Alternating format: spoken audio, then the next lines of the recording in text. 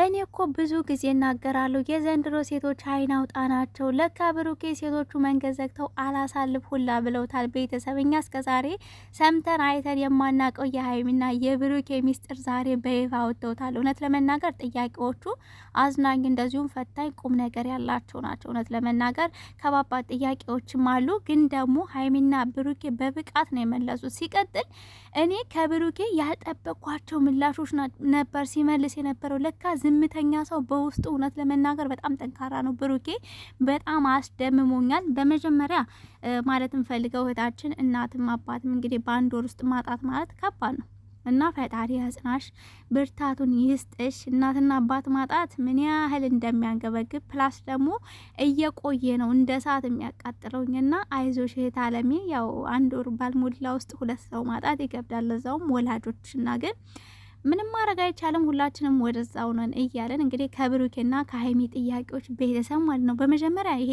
ሽንት መልቀቅ፣ ፈስ መብሳት የሚባሉ ነገሮች ማንም ሰው ጋር ነው። ማንም ሰው ሁላችንም ልጆች ሆነን እንግዲህ ይሄን ነገር ሳናረግ አድገናል ያላችሁ ካላችሁ እጅ ወደ ላይ እንጂ እኔ በዚህ ነገር ላይ ፈና አርጌበታለሁ፣ ፈታ ብዬበታለሁ። ሲቀጥል የዘንድሮ ሴቶች አይን አውጣታቸው ስላችሁ አላምን ብላችሁኛል። እንግዲህ ብሩኬ ሲናገር ሰምታችሁ ከሆነ መንገድ ዘግተው አላሳልፍ እስከ ማለት ድረስ ነው እንግዲህ ሲያወራ እንደነበር ማለት ነው። እና ሸበላይ አሁን ሀይሚ መታለች። ማነው ወንዱ? ማነው ወንዱ ከሀይሚ የሚነጥቀውኝና ሲቀጥል ደግሞ የህንድ አክተር እንዳፈቀረ ሁላ የአይን ፍቅር ታውቃላችሁ። አይታችሁ ወደዛ ውድድ ታደረጉና ለተወሰነ ጊዜ ነው። የብሩኬ ግን የጠና ይመስለኛል። ምክንያቱም በህልሜ ሁሉ ትመጣ ነበር ሲል ነበርና እስኪ እናንተ እንደዛ አይታችሁ የወደዳችሁት ሰውና ይሄ ሰውዬ ብላችሁ የተመኛችሁት ካለ ሴትም ወንድም ኮሜንት ላይ ሶፈን ያደርጋል። እንደዚህ ጥያቄ ቃለመጠየቅ ስትጠያየቁ የበለጠ ትተዋወቃላችሁ። አሁን እኔ ዛሬ ብሩኬን ማለት በጣም ነው መልሶቹ ሲያስደምሙኝ የነበሩት። በተለይ ደግሞ ልጅ ባትወልድ ሀይሚን ማለት ሚስትን ትፈታታለህ የሚለው ጋር ማለት ነው በጣም ነው ያስደመመኝ መልሶቹ።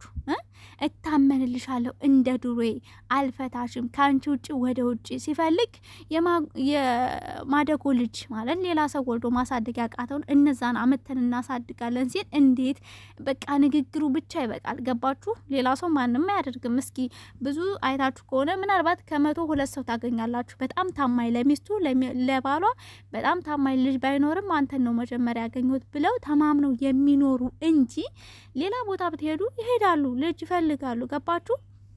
ማንም ሰው ቢሆን ራሱን መተካት ይፈልጋል በዚህ ዓለም ላይ። ሰው የሆነ ሰው ሲሞት በልጁ ይጠራል። ያ ማለት ራሱን ተካ ማለት ነው። የሆነ ሰው ሲሞት አይታችሁ ከሆነ እንዴት ነው ልጅ ተክቷል፣ ልጅ አለው፣ አይ በቃ ልጅ ካለው ችግር የለም ራሱን ተክቷል ነው የሚባለውና ሀይሚ ልጅ ባትወልድ ወይንም ደግሞ ብሩኬ ልጅ ባይወልድ ትፋታላችሁ ወይ የሚባለው ነገር ላይ በጣም ነው ያስገረመኝ። ሲቀጥል 10 ሚሊዮን ብር ሰተነ ሀይሚን ትፈታታለሁ የሚለው ጋር ብሩን ላያችሁ ላይ ነው ምበት ነው። ምንም እኮ ጥያቄ ድርድር የለውም ይሄ ነገር። በነገራችን ላይ ሀይሚጋ ደግሞ ተመሳሳይ ጥያቄ 10 ሚሊዮን ሎተሪ ቢወጣልሽ ብሩኬ ቢታመም ታሳክሚዋለሽ። ምንም አይነት ጥያቄ መልስ የለውም ይሄ።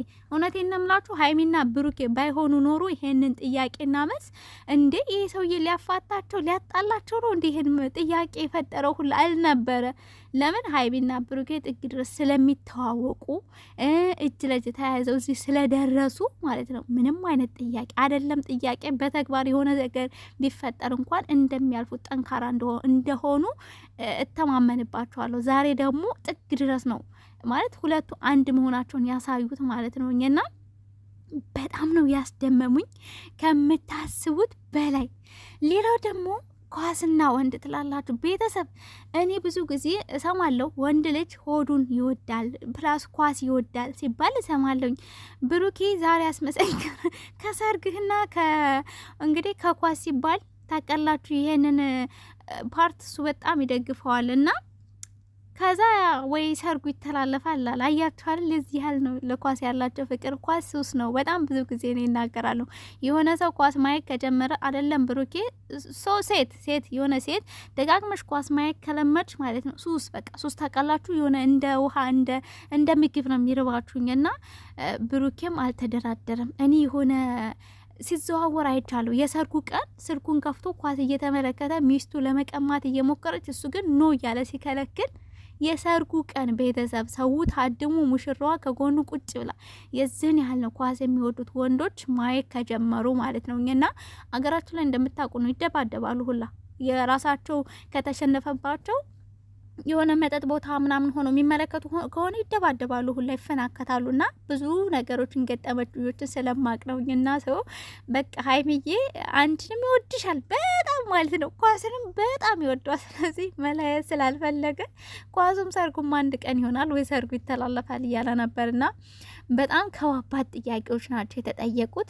በዛኑ ልክ ደግሞ በሚገርም ብቃት መልሰውታል። የምሬን ነው የምላቸው። እኔ ዛሬ በጣም ነው የተደመምኩት በተለይ በብሩኬ። ለምን ካላችሁ ሀይሚ ብዙ ጊዜ ስለምትናገር ፊቷ ላይ ስለሚያስታውቅባት ብዙ ነገሮችን ማለት ነው በቃ እናውቀዋለን ሀይሚ ጋ ያለውን ስሜት። ብሩኬ ጋ ያለው ነገር ግን በተግባር ብዙ ጊዜ ዝምተኛ ሰው ውስጡ ያለውን ነገር አታውቁትም። በቃ አውቶ መናገር ስለማይችል ወይንም ደግሞ ለሰው ማስረዳት ስለማይችል ሰው ደግሞ የሚሰማውን ነው የሚያምነው። ታውቃላችሁ አይደል?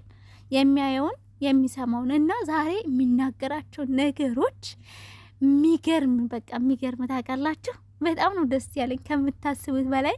ሰው በዛው ልክ ደግሞ ፈን የሚያደርግ ነገሮችንም ያው ስለ ሽንት ስለ ፈስ ምናምን የሚባሉ ነገሮችን እኔ እሱ ላይ ኖርማል ላይ ምክንያቱም ማንም ሰው የሚያደርገው ነገር ስለሆነ በልጅነት ማለት ነው። ትልቅ ሆናችሁ ሳይሆን ትልቅ ከሆነ በኋላ ሰው ካልተመመ ያን ነገር የሚያደርገው አይመስለኝም።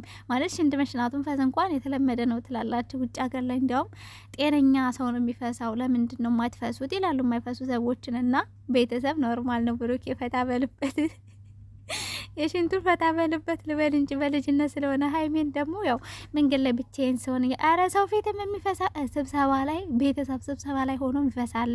እና ስለዚህ ኖርማል ነው በሚባለው ይያዝልኝ። ሲቀጥል እኔ ሀይሜና ብሩኬን በጣም ማከብራቸው በተለይ በቃ ሌላን ሰው እንደ ራሳቸው ነው የሚወዱት ይስላችሁ።